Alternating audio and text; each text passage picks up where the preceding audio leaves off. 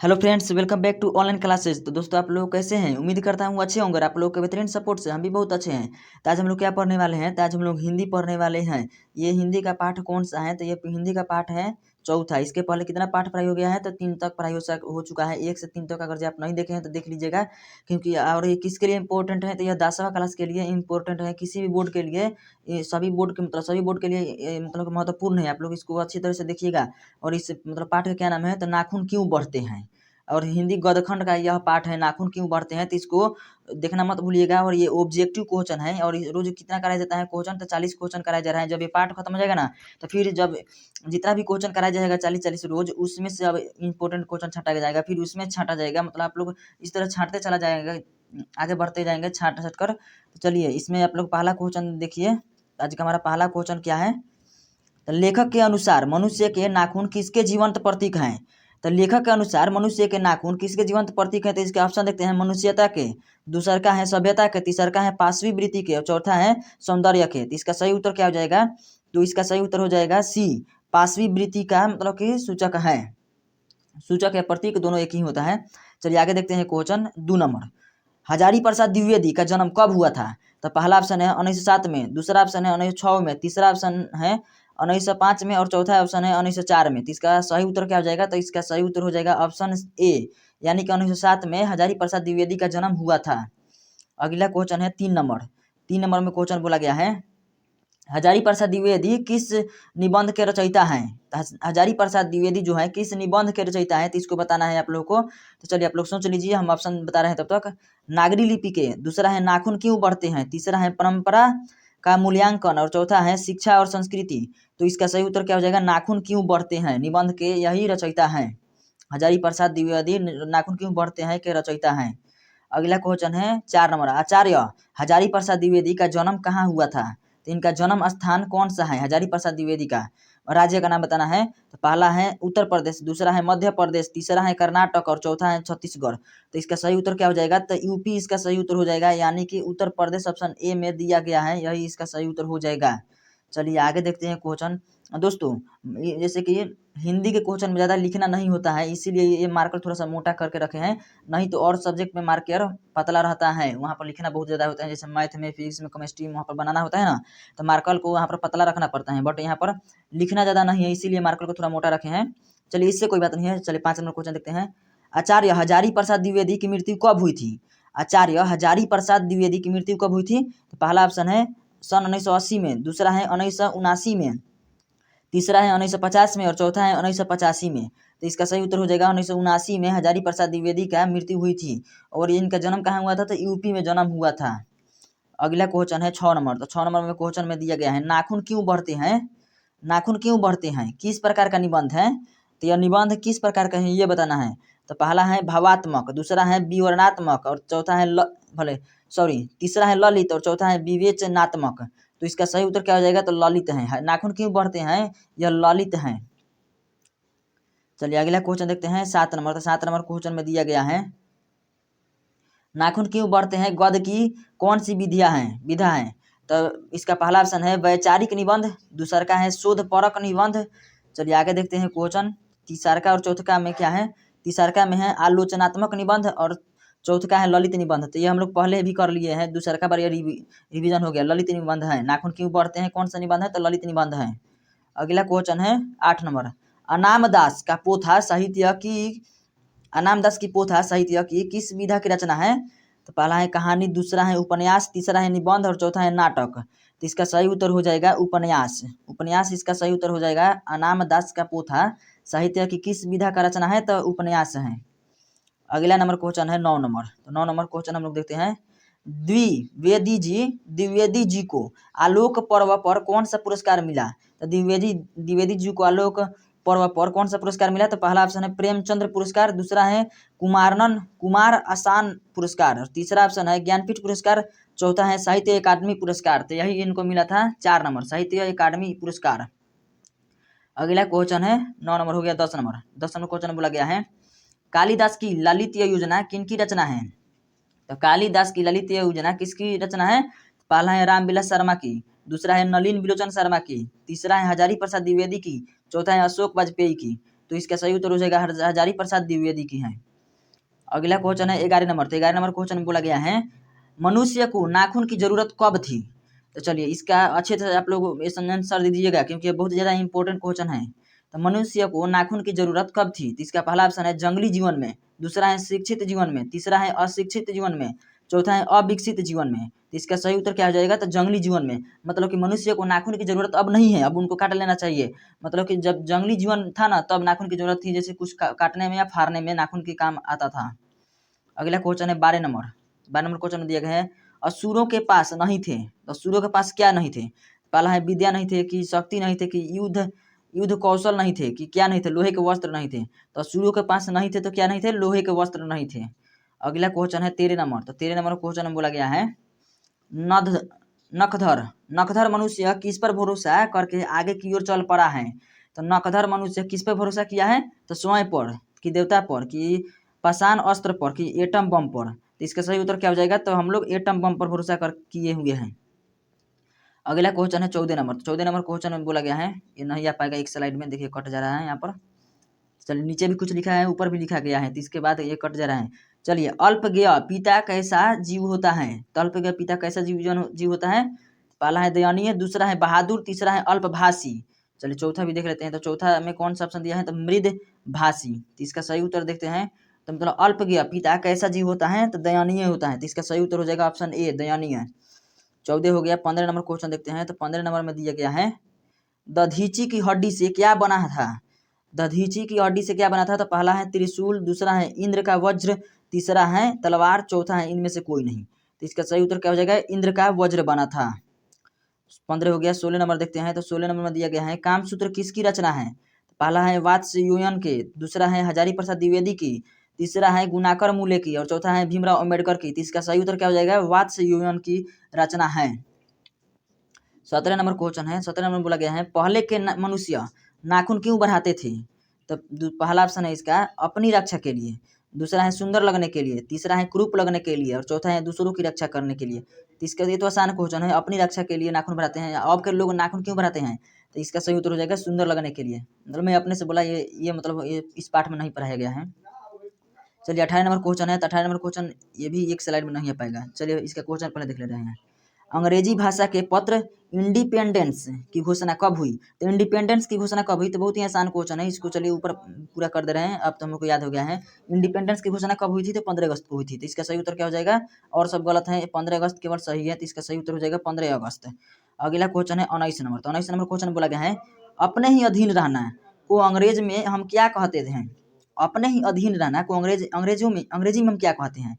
तो अंग्रेजी में कहते हैं इंडिपेंडेंस कहते हैं, कि स्वाधीनता कहते हैं, कि डिपेंडेंट कहते हैं, कि सेल्फ डिपेंडेंट कहते हैं। तो इसका सही उत्तर हो जाएगा सेल्फ डिपेंडेंस कहते हैं अपने ही अधीन रहने को। अगला क्वेश्चन है 20 नंबर। देवताओं के राजा का कौन सा मुनि के हड्डियों से बना है। यहाँ पर कुछ छूट गया है। देवताओं के राजा का कवच कौन से मुनि के हड्डियों से बना है। यहाँ पर कुछ गलत हो गया है। तो चलिए इसको छोड़ दे रहे हैं, इसको अगले मतलब कभी पाठ में पढ़ाएंगे ना, फिर नाखून क्यों बढ़ते हैं, ये मतलब जब रिवीजन होगा तब उसमें मैं इसको अच्छी तरह से लाऊंगा लिख करके। 20 नंबर छोड़ दे रहे हैं। चलिए इसका 21 नंबर देखते हैं। तो 21 नंबर में बोला है कल्पलता। कल्पलता किसकी रचना है। तो कल्पलता किसकी रचना है। तो पहला दिया हजारी प्रसाद द्विवेदी के, दूसरा है गुणाकर मूले के, तीसरा है अशोक वाजपेयी के, और चौथा है महात्मा गांधी के। तो इसका सही उत्तर क्या हो जाएगा। तो इसका सही उत्तर हो जाएगा हजारी प्रसाद द्विवेदी। कल्पलता किसकी रचना है। तो हजारी प्रसाद द्विवेदी की रचना है कल्पलता। अगला क्वेश्चन है 22 नंबर। तो 22 नंबर क्वेश्चन बोला गया है कितने वर्ष पहले का भारतवासी नाखूनों का जन्म संवार कर रखता थे। मतलब कि कितने वर्ष पहले भारत के लोग नाखून को मतलब बहुत अच्छी तरह से संभाल कर रखते थे। तो इसका पहला ऑप्शन है 1000 वर्ष पहले, दूसरा का है 2000 वर्ष पहले। तो यही इसका सही उत्तर हो जाएगा 2000 वर्ष पहले के मनुष्य।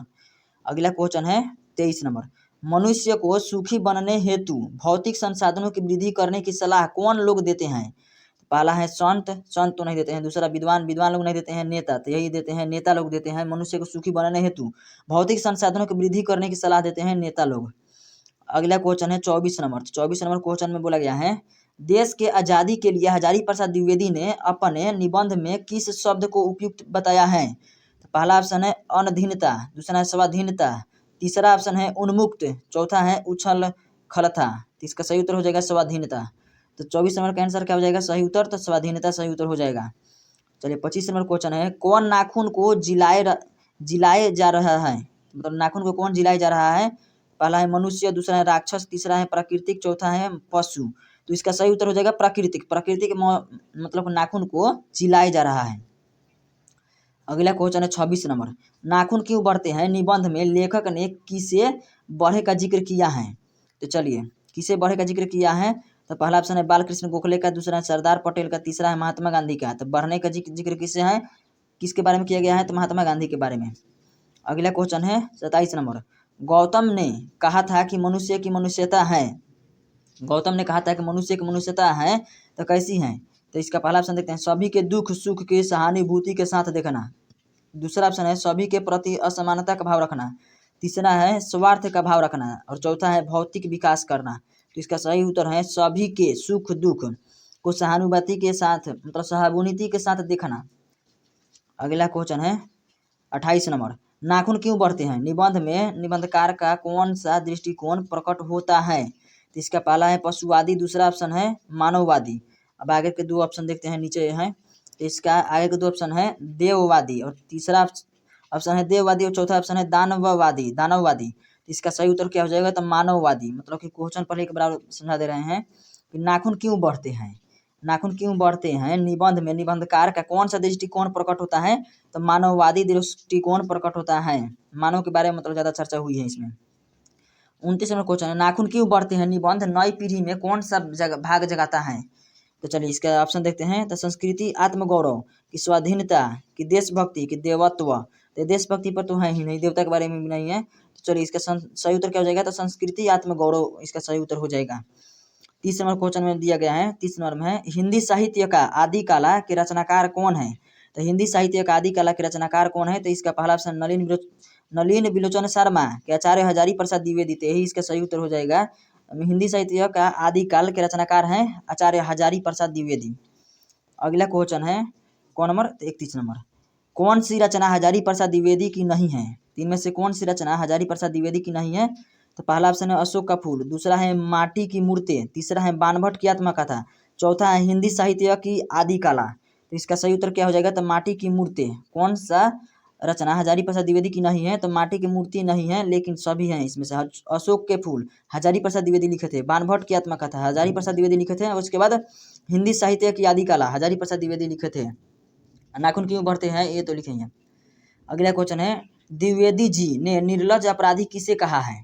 तो निर्लज अपराधी किसे कहा है, तो नाखून को कहा है। तो ये नाखून इसका सही उत्तर हो जाएगा। आप लोग याद कर लीजिएगा, 2-3 बार पढ़िएगा ना। निर्लज अपराधी किसे कहा जाता है, तो नाखून को। निर्लज अपराधी नाखून को किसके, मतलब ये कौन बोले थे, तो नाखून क्यों बढ़ते हैं इसके लेखक बोले थे। तो लेखक कौन है, तो हजारी प्रसाद द्विवेदी।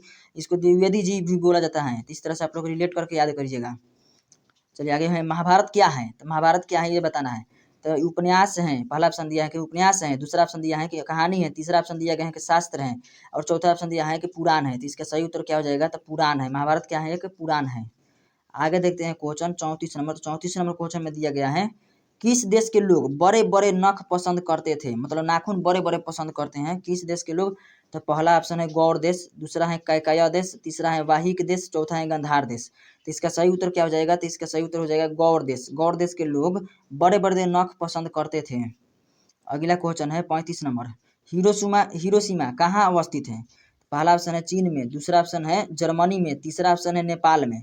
हिरोशिमा कहाँ स्थित है, तो ये तो सही नहीं लग रहा है, ये जापान में होना चाहिए। हाँ, अंतिम ऑप्शन दिया है जापान, तो यही इसका सही उत्तर हो जाएगा जापान। हिरोशिमा और नागासाकी दोनों के बारे में पूछ सकता है, ये दोनों जापान में स्थित है। चलिए अगला क्वेश्चन है, कौन छोटे नखों को पसंद करते थे। तो छोटे नाखून को कौन पसंद करते थे। तो इसका पहला ऑप्शन है दाक्षिणात्य, दूसरा है पौरवात्य, तीसरा है मालव, चौथा है मध्य देशीय। इसका सही उत्तर क्या हो जाएगा, तो दक्षिणात्य के लोग जो होते हैं ना, वो दक्षिणात्य छोटे छोटे नाखून पसंद करते थे। अगला क्वेश्चन है 37 नंबर। 37 नंबर क्वेश्चन है, कौन मनुष्य का आदर्श नहीं बन सकती। तो आदर्श मनुष्य का कौन नहीं बन सकती, तो शेर या बंदरिया की भालू की हाथी। तो मनुष्य का आदर्श नहीं बन सकती बंदरिया। तो इसका ऑप्शन बी सही उत्तर हो जाएगा।